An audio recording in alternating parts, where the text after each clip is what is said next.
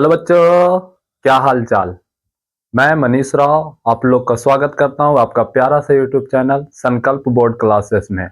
और आज हम लोग साइंस विषय में बेसिक केमिस्ट्री पढ़ने जा रहे हैं। क्लास 10 का बेसिक केमिस्ट्री पढ़ने जा रहे हैं। क्या पढ़ने जा रहे हैं छोटे? Basic chemistry. बेसिक केमिस्ट्री क्या पढ़ना होता है? बेसिक केमिस्ट्री में हम लोग किस चीज के बारे में जानेंगे? तो बेसिक केमिस्ट्री में हम लोग जानेंगे छोटू तत्व के बारे में, पदार्थ क्या है, इन सभी के बारे में जानेंगे। तो हम लोग का बेसिक केमिस्ट्री में पहला पॉइंट क्या पढ़ना है? बेसिक केमिस्ट्री में हम लोग का पहला पॉइंट पढ़ना है पदार्थ। किसका बारे में पढ़ना है छोटे? पदार्थ। और पदार्थ को अंग्रेजी में क्या चीज बोलते हैं? पदार्थ को अंग्रेजी में बोलते हैं मैटर। अब यहां से एक सवाल उठता है ना कि पदार्थ किसे कहते हैं? पदार्थ किसे कहते हैं? तो हम लोग बोल सकते हैं ना, हम लोग जो भी अपना अगल बगल जो भी देख रहे हैं सारी वस्तुएं, वो सारा ही सारा पदार्थ है। क्या हम लोग इसका डिफिनेशन क्या लिख सकते हैं? वे सारे वस्तुएं जो इसमें कुछ द्रव्यमान हो, आयतन हो तथा कुछ स्थान घेरे और साथ ही साथ रुकावट उत्पन्न करे, तो उसे हम लोग क्या कहते हैं? पदार्थ कहते हैं। डिफिनेशन सभी वस्तुएं जिसमें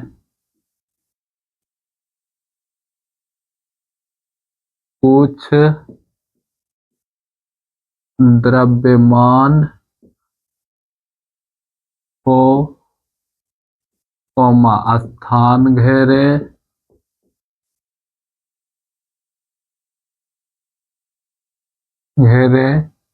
तथा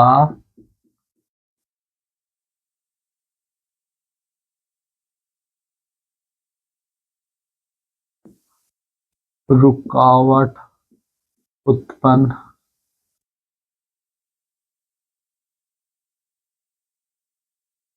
करता हो,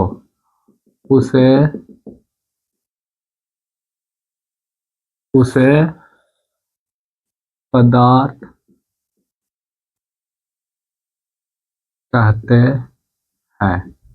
मतलब हम लोग का यहाँ से डिफिनेशन क्या हो गया? वे सारे वस्तुएं जिसमें कुछ द्रव्यमान हो, स्थान घेरे तथा रुकावट उत्पन्न करता हो, उसे हम लोग क्या कहते हैं छोटे? पदार्थ कहते हैं। ठीक। अब हम लोग यहाँ से देखेंगे तो हम लोग जैसे में क्या बोल सकते हैं? जैसे में हम लोग जो भी अपना आंख से, खुली आंख से, नग्न आंख से देख पा रहे हैं वस्तु, वो सारा के सारा पदार्थ है। जैसे बताइए, ये मार्कर क्या है? पदार्थ है। बताइए ये क्या है? पदार्थ है। ये मेरा माइक क्या है? पदार्थ है। मतलब हम लोग जो भी देख पा रहे हैं वस्तु के, वो सारा का सारा चीज क्या है? पदार्थ है। तो हम लोग क्या लिख सकते हैं? एग्जाम्पल में हम लोग लिख सकते हैं कुर्सी, एग्जाम्पल में लिख सकते हैं टेबुल, एग्जाम्पल में हम लोग लिख सकते हैं पेन, एग्जाम्पल में लिख सकते हैं ईट और इत्यादि और बहुत सारा चीज। यहां तक कहानी ठीक ठाक हो गया। अब हम लोग यहां से देखेंगे पदार्थ का वर्गीकरण। पदार्थ का वर्गीकरण दो भाग में किया जाता है, एक भौतिकी आधार पर, एक रासायनिक आधार पर। भौतिकी आधार पर हम लोग का बेसिक केमिस्ट्री नहीं पढ़ना है, और रासायनिक आधार पर हम लोग का पढ़ना है दो प्रकार का। पदार्थ का वर्गीकरण दो प्रकार का, एक शुद्ध पदार्थ और एक अशुद्ध पदार्थ। तो हम लोग यहाँ पे लिख सकते हैं, क्या चीज लिख सकते हैं बाबू? हम लोग लिख सकते हैं कि पदार्थ का वर्गीकरण, पदार्थ का वर्गीकरण। अगर इंग्लिश में इसको हम लोग लिखना चाहेंगे तो क्या लिखेंगे? Classification of matter, classification of matter on the basis of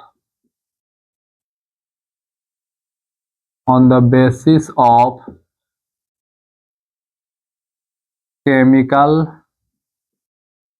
structure. पदार्थ का वर्गीकरण किसका आधार पर? तो पदार्थ का वर्गीकरण रासायनिक संरचना के आधार पर। किसके आधार पर? रासायनिक संरचना संरचना के आधार पर, इसी को हम लोग लिखे। पदार्थ का वर्गीकरण किसका आधार पर किया गया? रासायनिक संरचना के आधार पर किया गया। और रासायनिक संरचना के आधार पर पदार्थ का वर्गीकरण दो प्रकार का होता है, एक होता है शुद्ध पदार्थ और एक होता है अशुद्ध पदार्थ। शुद्ध पदार्थ को हम लोग क्या बोल सकते हैं? एक में हम लोग लिखेंगे शुद्ध पदार्थ, शुद्ध पदार्थ। शुद्ध पदार्थ को इंग्लिश में हम लोग बोलते हैं प्योर सबस्टांस, प्योर सबस्टांस। और दूसरा है हम लोग का अशुद्ध पदार्थ। क्या छोटे? अशुद्ध पदार्थ। अशुद्ध पदार्थ को हम लोग क्या बोलते हैं? तो अशुद्ध पदार्थ को हम लोग बोलते हैं इम्प्योर सबस्टांस। क्या चीज बोलते हैं? Impure substance. अब यहां से हम लोग का देखना है ना कि शुद्ध पदार्थ किसे कहते हैं और अशुद्ध पदार्थ किसे कहते हैं। शुद्ध प्योर, प्योर से ही हम लोग का समझ में आ रहा है कि कोई मिलावट नहीं होना चाहिए। अशुद्ध इम्प्योर, यहां से हम लोग का समझ में आ रहा है इसमें मिलावट कुछ ना कुछ तो होगा। तो शुद्ध पदार्थ का हम लोग डिफिनेशन क्या बोल सकते हैं? जैसे बताइए, हम लोग पानी लेंगे तो पानी क्या है? एक शुद्ध पदार्थ हो गया। लेकिन अगर हम लोग पानी में चीनी डालते हैं तो पानी और चीनी का विलयन हो गया, तो बताइए क्या हो गया? अशुद्ध पदार्थ हो गया, मतलब उसमें मिलावट हो गया। तो हम लोग क्या लिख सकते हैं शुद्ध पदार्थ का डिफिनेशन? वैसा पदार्थ जिसका रासायनिक संघटक समान हो तो उसे शुद्ध पदार्थ कहते हैं। फिर से बोलिएगा, वैसा पदार्थ जिसका रासायनिक संघटक समान हो उसे शुद्ध पदार्थ कहते हैं। तो हम लोग लिख सकते हैं डिफिनेशन। क्या चीज लिखेंगे इसका डिफिनेशन बाबू? शुद्ध पदार्थ का। तो हम लोग शुद्ध पदार्थ का डिफिनेशन लिख रहे हैं। शुद्ध पदार्थ, शुद्ध पदार्थ का डिफिनेशन क्या है? वैसा पदार्थ, वैसा पदार्थ जिसका रासायनिक, जिसका रासायनिक संघटक समान होता है।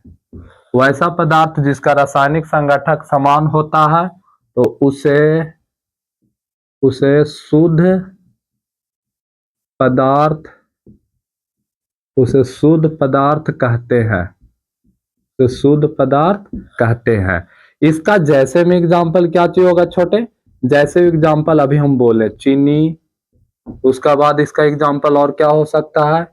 इसका एग्जाम्पल हम लोग बालू बोल सकते हैं। इसका एग्जाम्पल और क्या हो सकता है? तो इसका एग्जाम्पल हम लोग और क्या लिख सकते हैं? हम लोग लिख सकते हैं हाइड्रोजन।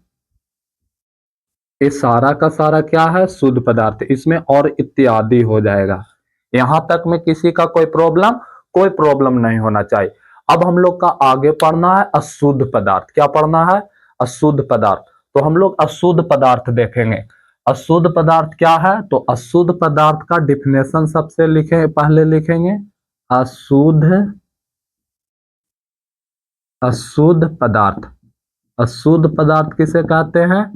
वैसा पदार्थ, वैसा पदार्थ जिसका रासायनिक संघटक समान नहीं होता है, नहीं होता है, उसे अशुद्ध पदार्थ कहते हैं। उसे अशुद्ध पदार्थ कहते हैं। जैसे में एग्जाम्पल हम लोग क्या बोल सकते हैं? जैसे में हम लोग एग्जाम्पल बोल सकते हैं पानी तथा चीनी का विलयन, पानी तथा चीनी का विलयन। दूसरा में इसका एग्जाम्पल क्या बोल सकते हैं? कागज। तीसरा में एग्जाम्पल क्या बोल सकते हैं? कुहासा। तो इस सारा इत्यादि अब हम लोग कर सकते हैं। तो बताइए अशुद्ध पदार्थ किसे कहते हैं? वैसा पदार्थ जिसका रासायनिक संघटक समान नहीं होता है, अर्थात असमान होता है, तो उसी को हम लोग क्या कहते हैं? अशुद्ध पदार्थ कहते हैं। जैसे में पानी प्लस चीनी का विलयन हो गया, कागज हो गया, कुहासा हो गया। यहां तक हम लोग का कहानी ठीक ठाक है। तो आप लोग का समय देते हैं, आप लोग क्या कीजिए, स्क्रीन शॉट। उम्मीद करते हैं कि आप स्क्रीन शॉट कर लिए होंगे। अब हम लोग आगे चलते हैं। हम लोग क्या क्या पढ़े बाबू, हम लोग पदार्थ पढ़े, पदार्थ का डिफिनेशन पढ़े, जैसे में एग्जाम्पल पढ़े। उसका बाद हम लोग देखे रासायनिक संरचना के आधार पर पदार्थ को कितना भागों में बांटा गया, 2 भागों में, शुद्ध पदार्थ और अशुद्ध पदार्थ। शुद्ध पदार्थ का हम लोग डिफिनेशन देखें, उसका बाद इसका एग्जाम्पल देखें। अशुद्ध पदार्थ का डिफिनेशन देखें, उसका बाद इसका एग्जाम्पल देखें। अब हम लोग का शुद्ध पदार्थ का वर्गीकरण पढ़ना है। क्या चीज पढ़ना है, शुद्ध पदार्थ का वर्गीकरण पढ़ना है। और शुद्ध पदार्थ का वर्गीकरण हम लोग बेसिक केमिस्ट्री में कितना भागों में बांटेंगे, 2 भागों में। पहला तत्व है और दूसरा क्या है, यौगिक है। पहला तत्व, तत्व को अंग्रेजी में एलिमेंट्स बोलते हैं और यौगिक को कंपाउंड बोलते हैं। तो यहां पे हम लिखते हैं शुद्ध पदार्थ, शुद्ध पदार्थ को 2 भागों में बांटा जाता है। पहला क्या चीज है छोटे, पहला है तत्व। क्या है, पहला तत्व है। तत्व को अंग्रेजी में क्या बोलते हैं, तत्व को अंग्रेजी में एलिमेंट्स बोलते हैं। दूसरा क्या है छोटे, दूसरा है हम लोग का यौगिक। क्या चाहिए बाबू, यौगिक। और यौगिक को अंग्रेजी में क्या चीज बोलते हैं, तो यौगिक को अंग्रेजी में कंपाउंड बोलते हैं। क्या चीज बोलते हैं, कंपाउंड। तो देखो शुद्ध पदार्थ को कितना भागों में वर्गीकरण किया गया, 2 भागों में वर्गीकरण किया गया। पहला है तत्व और दूसरा है यौगिक।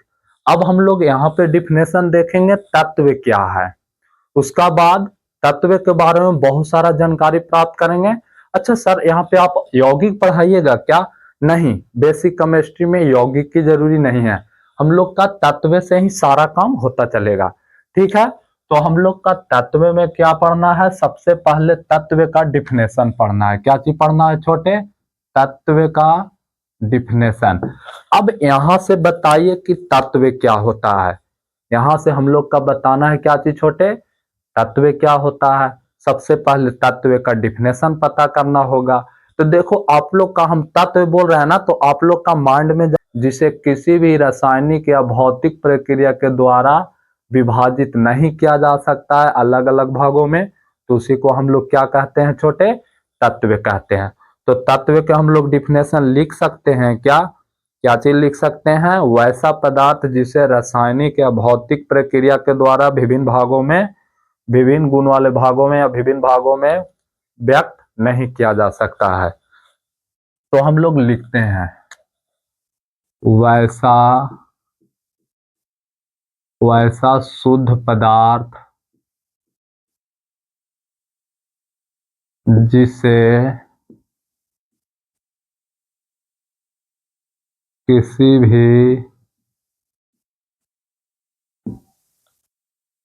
भी भौतिक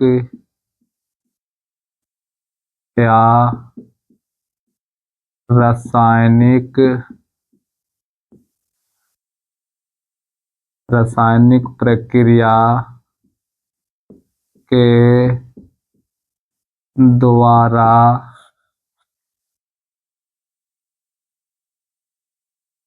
अलग गुण वाले पदार्थ में विभक्त नहीं किया जाता है, तो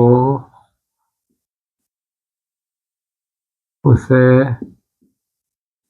तत्व कहते हैं। तत्व किसे कहते हैं, वैसा शुद्ध पदार्थ जिसे किसी भौतिक या रासायनिक प्रक्रिया के द्वारा अलग गुण वाले पदार्थों में विभक्त नहीं किया जाता है, उसे तत्व कहते हैं। इसका एग्जाम्पल देखिएगा, इसका एग्जाम्पल क्या होगा छोटे, जैसे helium, hydrogen, nitrogen, oxygen, etc. बताइए इन सभी तत्व को अलग गुण वाले भागों में, अलग गुण वाले पदार्थों में विभक्त किया जा सकता है? नहीं किया जा सकता है। तो इसी को हम लोग क्या कहते हैं छोटे? तत्व कहते हैं। अब तत्व का विशेषता होता है ना कि तत्व जो होते हैं ना एक ही परमाणु से मिलकर बने होते हैं।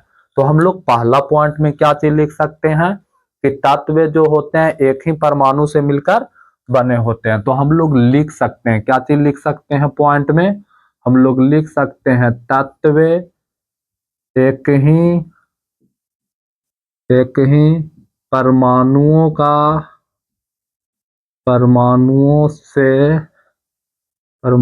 से मिलकर बने होते हैं।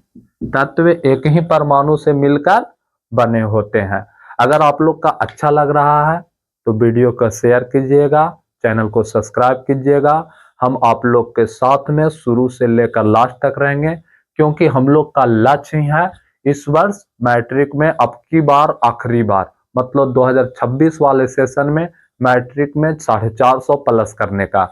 ठीक है, तो हम लोग दम बेसिक से उठा के पढ़ेंगे। ये सब सारा बात हम लोग जो पढ़ रहे हैं ना, ये सब सारा का सारा बात क्लास 9th का है। लेकिन हम लोग 10 में बेसिक केमिस्ट्री में क्यों पढ़ रहे हैं? हम लोग इसलिए पढ़ रहे हैं ना कि जो क्लास 9 में स्टूडेंट स्किप किए हैं ना चैप्टर को या पढ़ाई को, वो यहाँ पर आके अच्छा से तैयारी कर ले। वो कभी एक्सक्यूज ना बना सके कि हम क्लास 9 नहीं पढ़े थे, इसलिए हमको ए वाला बन नहीं रहा है। तो यहाँ तक आप लोग का कहानी ठीक ठाक है। तत्व किसे कहते हैं? वैसा शुद्ध पदार्थ जिसे किसी भी भौतिक या रासायनिक प्रक्रिया के द्वारा अलग गुण वाले पदार्थों में विभक्त नहीं किया जा सकता। राइटिंग आपको दिखाई पड़ रहा है ना? अगर राइटिंग नहीं दिखाई पड़ रहा है तो आप लोग कमेंट कर सकते हैं, हम प्रयास कर देंगे सुधारने का। ठीक, उसका बाद हम क्या चीज बोले? तत्व एक ही परमाणुओं का मिलकर बना होता है। अब देखिए हम लोग का यहाँ पे आ जाइए। यहाँ पे हम लोग का देखना है ना कि जो तत्व होता है ना, ये पूरा पीरियोडिक टेबल में, आधुनिक आवर्त सारणी के पूरा पीरियोडिक टेबल में तत्वों की संख्या कितना है? तत्व का संख्या बढ़ रहा है तो 118 है। जिनमें से देखना, अब तत्वों को भी बांटा गया है। तत्वों को 3 भागों में बांटा गया: धातु, अधातु, उपधातु, मेटल, नॉन मेटल, मेटालोइड्स। और प्राकृतिक रूप में तत्व, प्रकृतिक से प्राप्त तत्व कितना है? 92 है, 92 है। और कृत्रिम कितना है? तो कृत्रिम 26 है। तो हम लोग लिख सकते हैं क्या? क्या चीज लिख सकते हैं पॉइंट में? हम लोग लिख सकते हैं आधुनिक आवर्त सारणी, आधुनिक आवर्त सारणी में तत्वों की कुल संख्या, तत्वों की कुल संख्या 118 है। अब तत्वों का कुल संख्या 118 है, तो इस तत्व को कितना भागों में बांट दिया गया? इस तत्व को हम लोग 3 भागों में बांटे। अच्छा, इसमें हम लोग एक पॉइंट और लिख सकते हैं। यहाँ पे अगर आप लोग का जगह हो ना तो हम नीचे पॉइंट में लिख देंगे। पहला क्या चीज है छोटे? धातु। क्या चीज है? धातु। और धातु को अंग्रेजी में हम लोग क्या बोलते हैं? मेटल। फिर क्या चीज है छोटे? अधातु। अधातु। अधातु को अंग्रेजी में क्या चीज बोलते हैं? Non metal. क्या चीज बोलते हैं बाबू? None metal. उसका बाद क्या चीज है? उपधातु। क्या चीज है छोटे? उपधातु। और उपधातु को अंग्रेजी में क्या चीज बोलते हैं? मेटलोइड्स। क्या चीज बोलते हैं बाबू? मेटलोइड्स। अब आप लोग को हम क्या बोले कि आधुनिक आवर्त सारणी में यहाँ पे हम इसका संख्या लिखेंगे कि कितना धातु की संख्या है, कितना अधातु की संख्या है और कितना उपधातु की संख्या है। लेकिन यहाँ पे हम एक पॉइंट बोलकर गए थे कि तत्वों में प्राकृतिक रूप से कितने तत्व प्राप्त हुए हैं? तो 92 तत्व प्राप्त हुए हैं। और कृत्रिम रूप से कितना तत्व प्राप्त हुए हैं? तो 26 तत्व प्राप्त हुए हैं। तो हम लोग लिख सकते हैं, क्या लिख सकते हैं? प्राकृतिक तत्वों की प्राकृतिक रूप से प्राप्त तत्वों की लिखते हैं।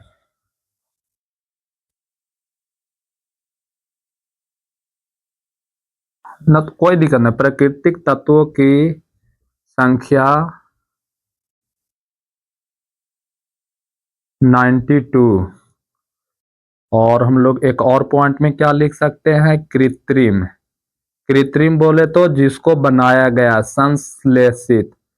संश्लेषित संश्लेषित तत्वों की संख्या कितना है, संश्लेषित तत्वों की संख्या,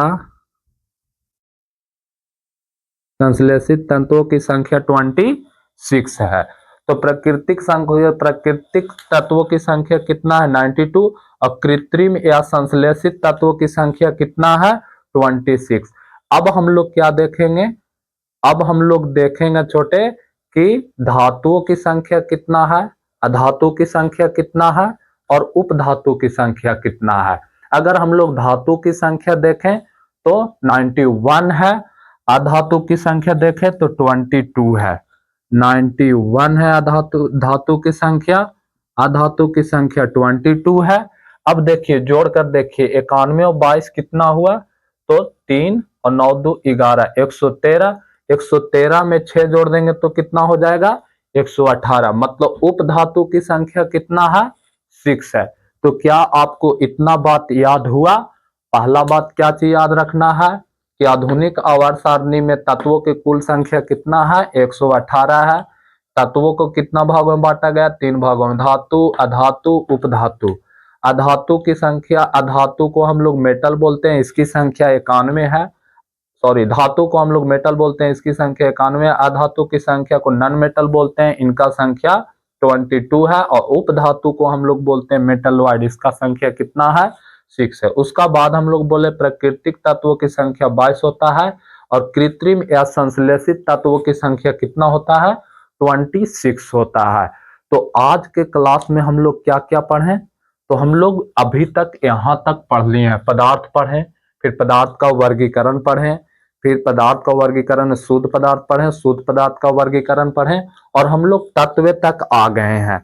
अगर आप लोग का वीडियो अच्छा लग रहा है तो आप क्या कीजिए, इस वीडियो को शेयर कीजिए, साथ ही साथ क्या कीजिए, साथ ही साथ सब्सक्राइब कीजिए। अच्छा, इस पे क्या होगा, हम लोग जो भी पढ़ रहे हैं एनसीईआरटी बेस पढ़ रहे हैं। ठीक है जी, आप लोग का एनसीईआरटी भी क्वेश्चन करवाया जाएगा। तो ठीक है, आज के लिए इतना ही। Thank you so much.